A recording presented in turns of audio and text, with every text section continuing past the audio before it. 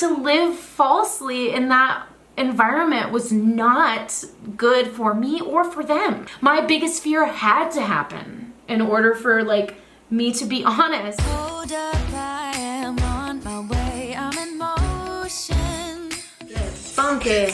When this comes on at a wedding, I'm like, heck yeah. How do you sit? How do you stay sitting? I feel like it's like always like I'm on my way to the bathroom and then I hear it. Yeah. And it And you're rears like, me back. And I feel like, really? You just have to do it. Hi guys. Welcome back to my channel. I am here with my friend Gina today. Hello. We just got done filming our little music video that's going to go up next week. Yeah. We collaborated on a Christmas song. We're not going to say any details, but we've been doing this project for like, what, a week now? Mm-hmm. Yeah. Really quick turnaround, mainly. Yeah.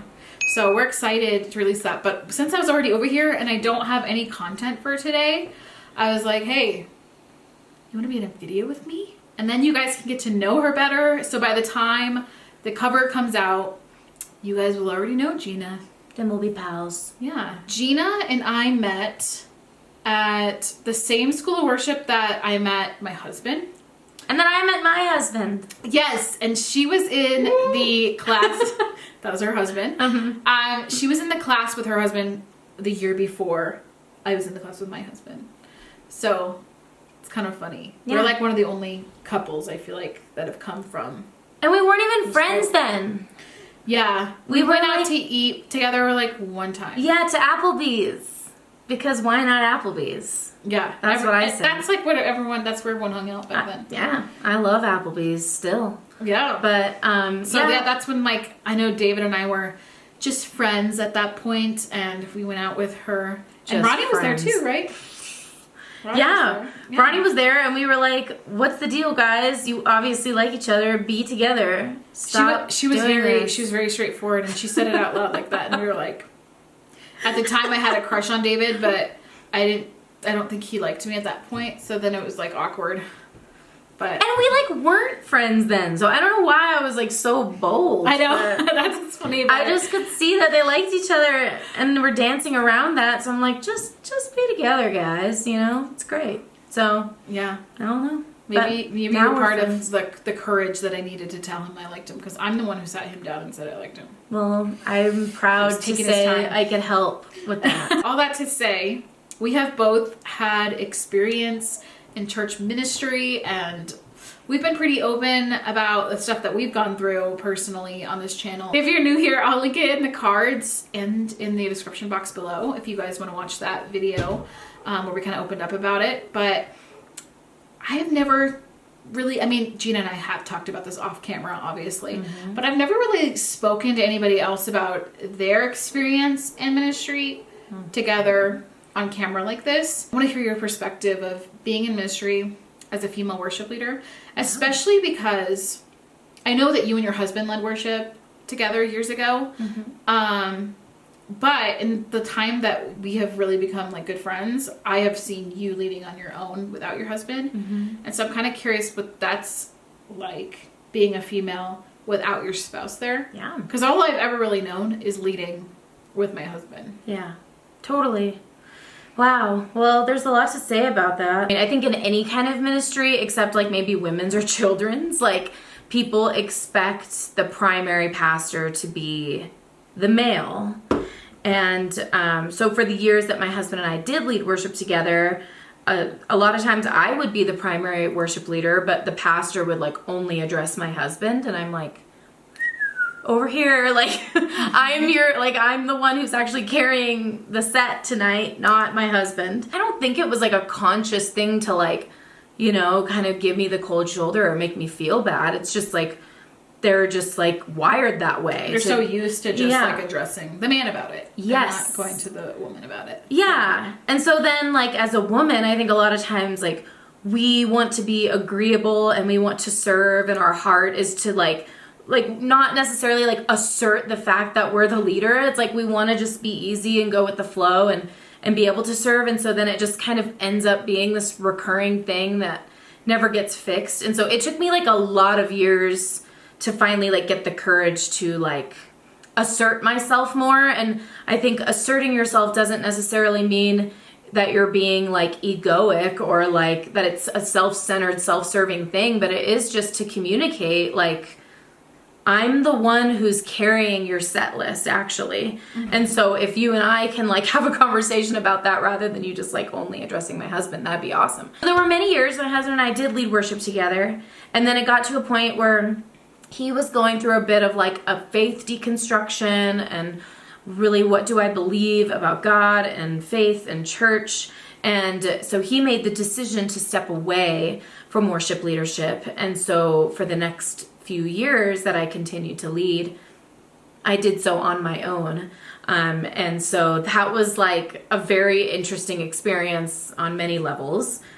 Again, because then it kind of forced people to then accept me as the primary leader because it was just me, you know? And so So he transitioned like out of the church, but you stayed. Mm-hmm. Yep. Wow, that's so interesting. Yep. It must have been a crazy dynamic. It was.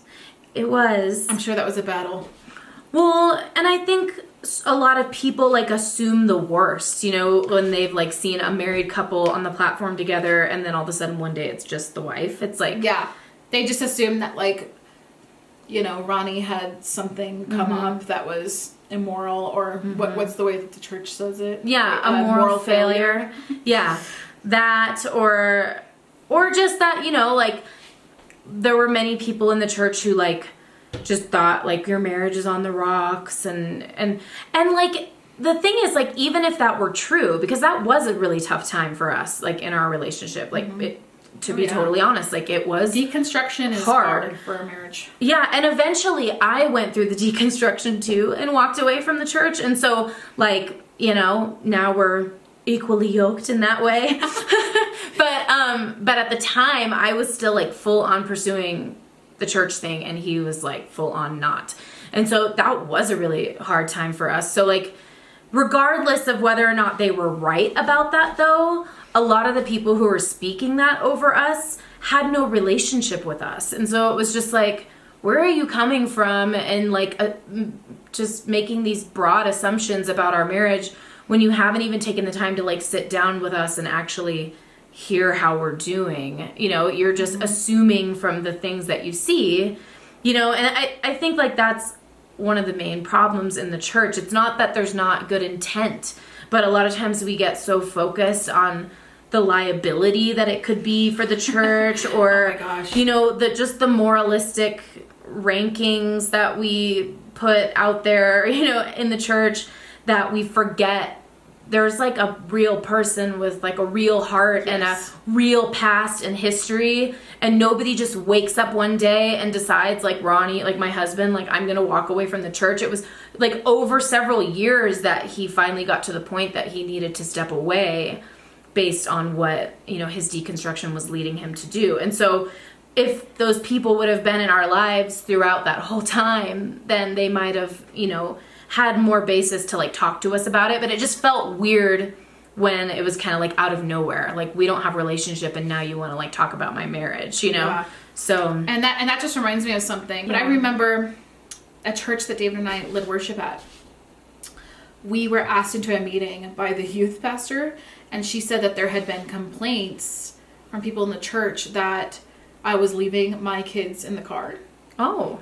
And the reality is that I would have to take one of them out to bring them inside to the church, bring them in, and then come back outside and get my other child and then bring them in. Because most often, like when we were there for practice and Sunday mornings, it was like as soon as we pulled up, David had to be inside because he was like the executive pastor in worship. So he was like, had all this stuff. So then I was left with the kids. And so somebody actually told the youth pastor that they were like worried about me as a mother, that I wasn't taking good care of my kids. And they shouldn't laugh. I'm sorry. I know you're laughing because it's ridiculous. It's just like, wow. It's just immediately I just felt so much shame and like just this feeling of who's actually on my side right now. Like who was this? Somebody, did this person who reported it, are they somebody that actually knows me? Because if they know me, they know I'm not going to neglect my kids. And then it always comes out of a place of like concern. But it's not actually concern. It's just like trying to find some kind of dirt that you can bring up on the person. And I know that this totally sounds cynical to those of you who are still, maybe you are in ministry right now, or you're like active in church, and I hope it doesn't come across that way, but this is just like, these are our stories and our reality with it all, and we've just been through a lot, and it's like sometimes you don't see this stuff behind the scenes either. Yeah, well, that's why I think it's important to talk about, because like I feel like the reason like there are so many moral failures in church, which like I freaking hate. I hate that phrase. Like it like immediately, I mean, it's just immediately shaming and just like, and it's like, you're not that important. Like, I don't care how like famous you are, like as a pastor, like in the public eye, but like to be like, you had a moral failure. It's just like, oh, you were human and you like screwed up. Like, it's you're the not only profession where you're where it's labeled something like that. A failure. That's so like, it's just like pretentious sounding even. Like, I just don't like I just don't like what that phrase just evokes, like about a person, you know? Because like I've even been the person that's like heard like, oh, so-and-so had a moral failure, or, you know. And I'm sure we were the people that actually used to have those conversations with people when we were immersed in that kind of a culture. Totally. And it just becomes normal. It's like just a part of what you do. It's just a disservice to like the humanity of a person. Like we are more than our mistakes. We are more than our failures. We're more than our successes and the things that we're great at. We're more than all of those things. And so just to glorify, you know, and any act as being a moral failure, it just that bothers me. 2 Corinthians 3:16 and 18 read, but whenever their heart turns to the Lord, the veil is taken away.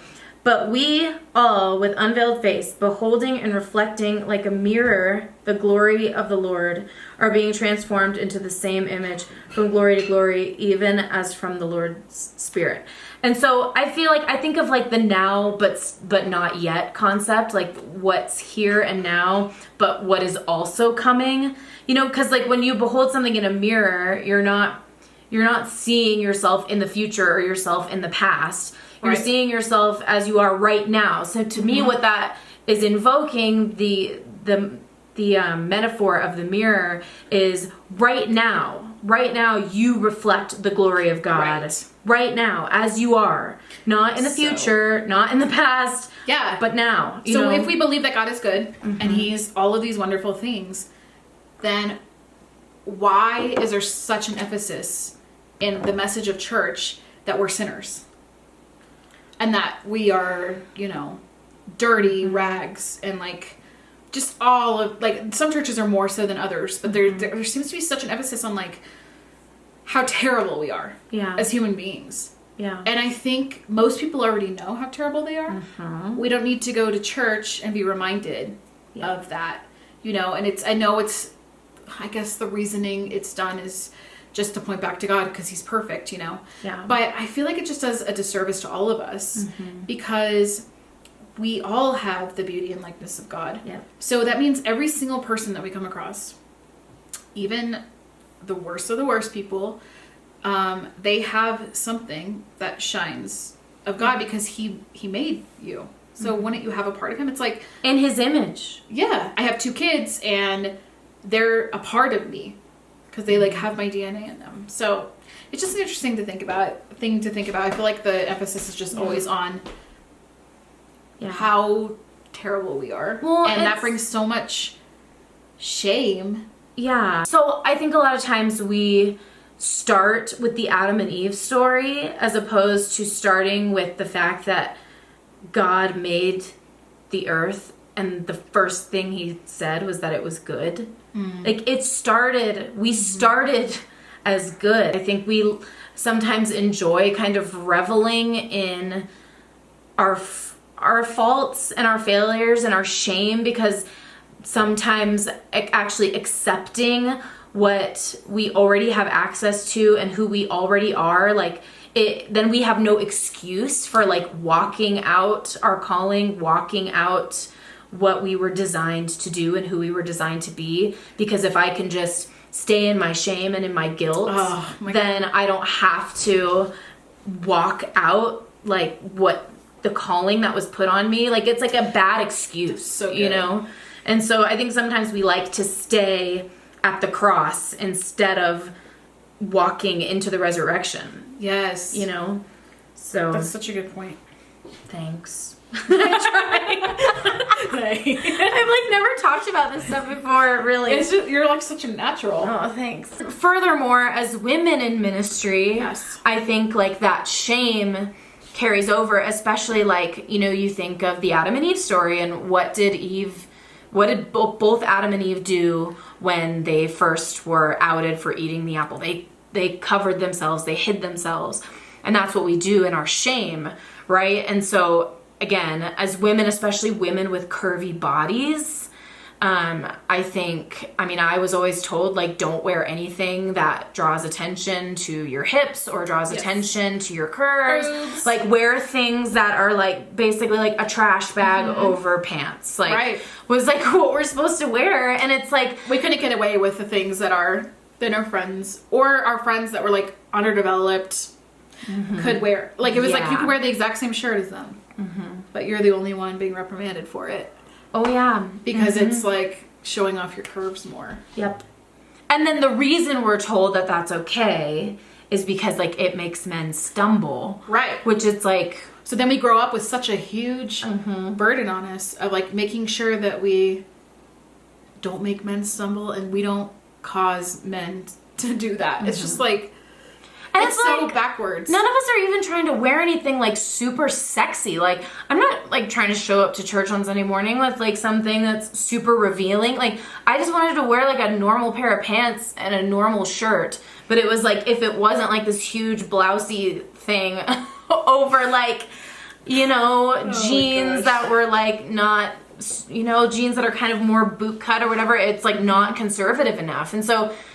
You know, I get that we don't want to show up and be, you know, super provocative, but also, like... There's a big difference. Yeah, like there's... And all things in balance, right? Because I feel like it's easy to get, like, way polarized on one side or the other side of this issue. Yeah. And everything, you know, I think anything in life, like, requires balance of both ideas. Yeah. You know, they're both valuable. The long-term effects and the danger of purity culture when it's taught to us at such a young age that, like, our purity is the best thing about us.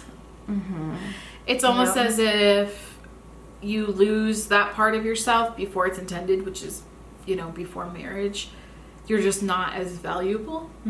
And you pair that with the message of what girls should and shouldn't wear. And I don't know about you, but I was actually sent home during school of worship. I was sent home. I was just singing in the choir, but, like, I was sent home because I had a tank top on or something. And I was like, How dare you? I live like 30 minutes away, so I'm not gonna make it in time for service. And they made us, like, clock in all those hours leading worship. It was, like, part of our grade. So they were just like, I guess you're just gonna have to lose your grade for that. You'll have to, like, we can't do attendance on you today or something. Wow. And I was just like, I'm hidden behind, I'm in a choir, so there's, like, somebody here, somebody. It was weird, but that was, like, my first, the first time I'd ever, like, been actually asked to change and go home. And I remember feeling so, like, dirty and, like, disgusting, because it's not like I was trying to or anything I wasn't supposed to. I believe it was a tank top. Maybe it was a shirt that was just, like, it just came down low or whatever, because it's like, you can't keep your shirts up like this all the time unless you're wearing a turtleneck. But I also find it funny that most of the time, like, any of the times that that's happened to me or that I've been, like, reprimanded for something I wore, it was always, like, a really sweet woman on staff. Like an old woman? Yeah. Yes, who would, like, always. talk to, and it's like, you're not the one that actually has an issue with this. Like, it's a bunch of men, in a room like talking about women on the platform, you know, It's like, just, like, really it's weird. all like mandated by men, you know. I mean, and maybe I'm sure Although- that's a broad assumption. I'm sure there are women that feel the same way, but at least in the situations I was in, it was always like some poor like older sweet woman or like an intern that like had to have the conversation, you know. And so you're just like, you know, you kind of feel bad for them. I don't want to like argue with you because I know this isn't your thing, you know, you're just Yeah. the messenger. And Right. so that was always like a huge bummer too. Yeah, and it's like you don't want to cause a scene. You don't want to like. Honestly, at those moments, you just feel so embarrassed, and like, I don't know how else to describe it. I've just always felt dirty. I mean, I've only been asked to change my clothes like a few times only. I don't know if that's a lot or little, but when we moved to Florida right after getting Relative. married, the South is even like way worse. I consider Florida a part of the South. At least the church culture there is very South. They Like get, people like, actually dressed dress. up. They dress up. You know, it's a whole ordeal. And so I remember like wearing a dress that was like above my knee. That was an issue. But I found out about that like later on from some older woman on staff who like came up to me and said something. I don't know. It's just brings a lot of different emotions, I feel like. And it's just, now that I'm grown and I'm out of that world, I'm just like, I don't want my daughter to be a part of that world. Like, you know, Eden loves to sing and she wants to lead worship one day because like that's what She's she's a seen really us good do. singer. Yeah, she's already She's a really pretty good gifted. singer. Eden has like expressed interest in doing worship ministry because she's grown up seeing us do it. And I get like this too, not just with her, but like anybody who's like, I want to be in ministry. I'm like, can we talk for a minute? Yeah. Are you sure? I don't want to talk anybody out of it because I know it's like such an exciting thing when Yeah. you're first starting, and Totally. not everybody has experiences where they get like burnt or burnt out. Like there's not everyone has a bad experience, and I don't want to say that at all. I just feel like as a woman, you're gonna have more struggles with it Yep. than men will. Just like Definitely. with most things in the world, like Yeah. it's not going to come as easily, and there's going to be a little bit more things to cross. And Yeah. I remember one time speaking into David about something. It was something that was going on in the church, and it was like totally jacked up. I'm not going to give details, but I was like, I told him, I said, you can actually report this because this is like not legal, and this could be something that you don't want to get involved in. And he like went and told the elders at an elder meeting. He was like, Shaylee says this, and you know, I appreciate her like perspective because she sees a lot of things that I don't. And the pastor looked at David and they were like, we don't listen to everything that our wives say here. And David came home and told me that, and I was fuming mad. I was like, why? Because I'm a woman? Because I'm a wife? If I was a dude, how would that be? And for a bunch of women in ministry together, Dude. everything is based off of like men's decisions. They have to run everything through men before they can like present ideas and stuff. So, Oh yeah. Yeah. That's crazy. I mean, it's not surprising. yeah. But it's just sad.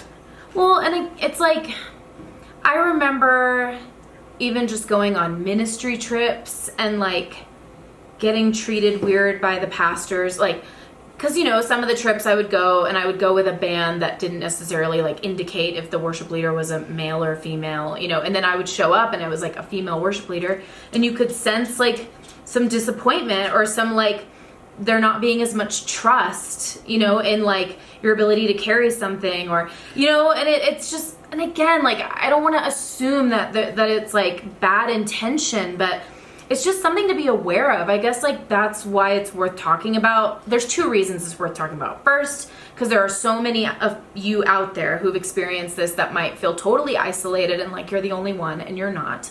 And second, because I do think men need to be aware if you're one of these people that's doing this and you don't have like a bad intention behind it, maybe like try being more aware, you know, in these situations. Like, how am I treating the women in the room?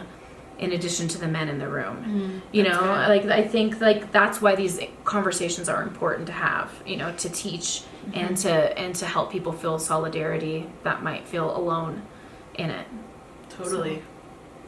What would be your biggest piece of advice to give to a woman who's watching this video right now that might have experienced some of the things that we're experiencing? Like, how do you move forward? Because I understand not everybody is going to leave the church. I hate saying that. Yeah. Like, leave the church, because we both still lead worship at churches.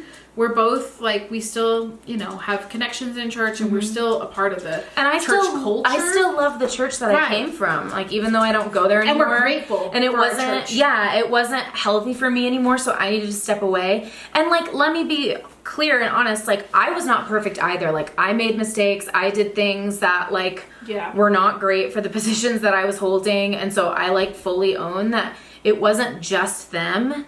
You know, but the thing that I just left feeling was like, was I ever a person to you guys, or was I just a person that filled a slot on a planning center roster? You know, like did we ever voice, actually a voice. have relationship? Like, did we ever actually care about each other? Answer your question.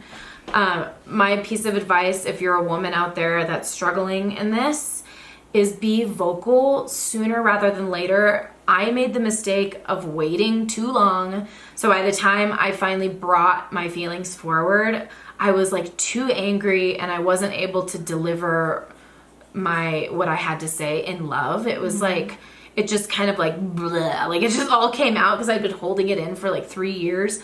So just don't assume that it's bad intent. Go into a meeting with like an open mind that you might be wrong about some of the things you're perceiving, but do say exactly what it is that you feel and exactly what it is that you're experiencing, and do it sooner. Do it on the earlier end than when you're too angry to be able to like say it in a way that you can stand by and feel like you dignified both them and yourself in the conversation. So Yeah, that's such a good point, because I think, at least from my perspective, it's always been this thing of like, I feel like I have to be like smiley and like happy and like, haha, like I have to get along with everybody, especially men within the church. I don't know, they're just intimidating to me. Sometimes you can totally take away your vulnerability to try to do that, and then people don't get to see the real you. And so that would be my advice too, is like, just be yourself, which is hard to do sometimes, because the fear of being judged for everything that you do is so intense. But I have found that when you're open about those things, it lets others do the same. It like gives them permission to do the same. And so many people in ministry just need to like talk about the things they're going through, because they're all afraid to. Everyone's just afraid to be real, so everyone has to put on like this fake church face when they go to like meetings, and you know, and it's just, we don't need that. But I think we have to remind each other of that. That we're free to be ourselves.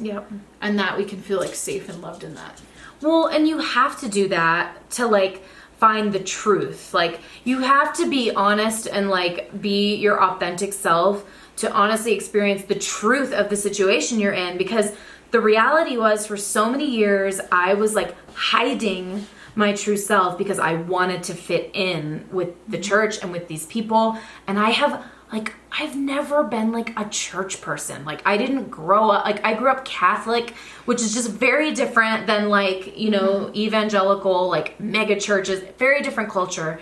So I didn't grow up like knowing how to operate in that world. And then all of a sudden I was like leading worship at a very big church. And so I just never like really fit in. And so I was trying so hard.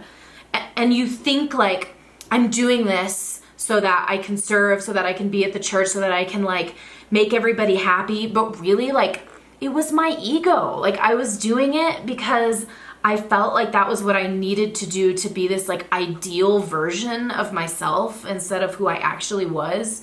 And then we're afraid, right, that if we show our true self, that we'll get kicked out.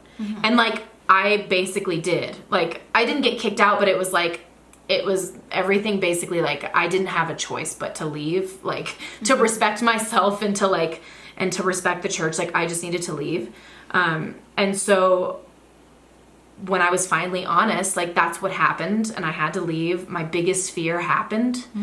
But it was the right thing, because to live falsely in that environment was not good for me or for them, you know? Yeah. And so like my biggest fear had to happen in order for like me to be honest. And so if like you're in a place that you're like, I am not showing my true self, I'm hiding, I am fearful that they're gonna kick me out if I'm honest, just be honest. And if they kick you out, it's probably what needs to happen. Like, so true. I hate to say it, but like, no, for real. probably- I mean, yeah. do you really want to live like that, being a fake version of yourself for God knows how long? Yeah. Before they'll eventually, they'll eventually find out and Yeah. like fire you anyway. yeah, I mean, all it takes is one meeting to just be like, hey, we decided to let you go. yeah, So be yourself now.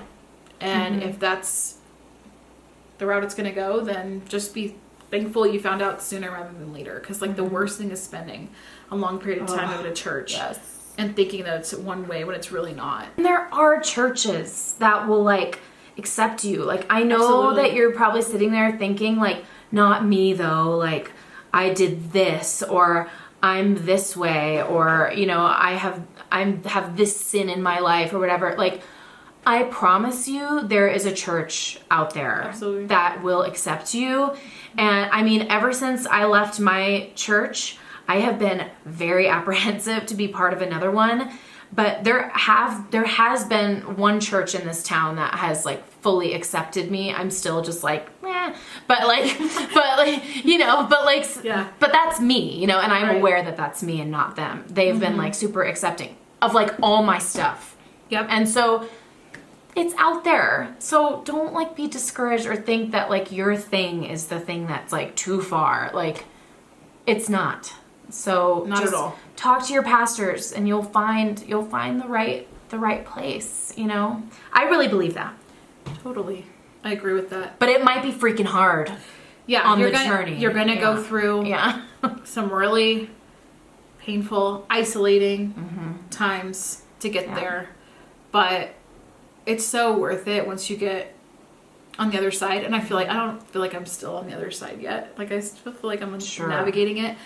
But I already feel much more free knowing that I can just be me. And that's like such a gift.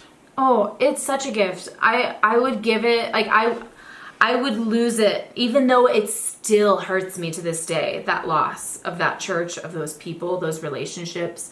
Like, I am sorting through that stuff still.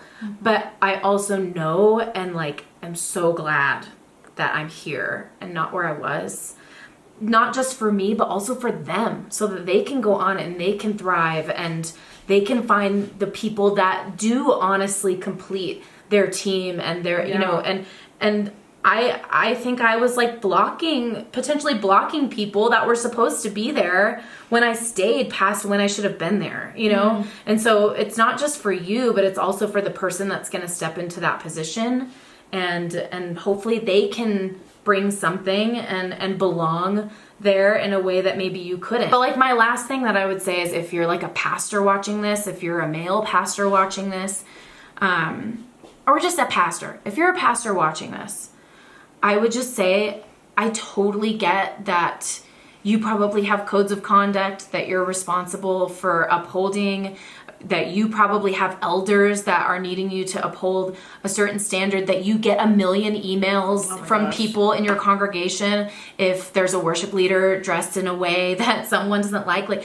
I get that. Like, Yeah. I totally get that. But what I would like implore you to do is really prioritize the relationships that you have with people. And obviously, if you're a senior pastor, you can't have relationship with everybody in your flock, but hire people who are good with people and love people and won't just like take them out for the obligatory like coffee, you know, twice a year or whatever, but pastors who actually like get in the trenches with people in their pain, in their hurt, and are safe places, safe havens for people that won't just penalize people the second they're honest, or punish them if they're honest, but people who are true safe havens for the people in your congregation. And that is the most important thing. They'll know we're Christians by our love. like by the way we love each other. Yeah. And so if you're a pastor and you're watching this and you're like, I don't know what to do, that is my piece of advice. Get people on your staff who know how to love people, volunteers who know how to love people and will sow into people's lives richly and authentically. That would be my piece of advice. So it's really good. It's really good. I hope that this video was helpful in some way, or maybe it spoke to you. I would love to hear in the comments below your experiences. Maybe you've been in ministry yourself, or you're the spouse of someone in ministry, or your dad was a pastor growing up, or you've been a volunteer at church. I don't know. I just want to hear your story and how us talking about our story in a way, how that affected you. So let us know down below in the comments. Thank you, Gina, for being on my channel with me. thanks for having me, and hopefully I said some good things. Well, I was inspired by what you said, so I'm sure Thanks. they were too. And then maybe one day we'll do another video together if you guys want to see it. Maybe. We're very honest, and these are just our late night chats that we have when we're just hanging out. So this is just us hanging out with a camera in front of us. Yay. Welcome to the table. Thanks for watching all the way until the end. Be sure to check out our music cover coming next week. Yeah. Follow Gina on Instagram. She just made her own YouTube channel. Yay. And she's been uploading covers on it, and she's insane. She's insane. Thanks. So, You're too kind. no, I'm too honest. So go to her YouTube page, subscribe, watch her videos, leave comments, leave thumbs up, tell us how you like Gina in the comments. That'd be so cool. Thank you. Love you guys, and we'll see you in Love you our guys. next video. Thanks for having me. Bye. Oh, you know.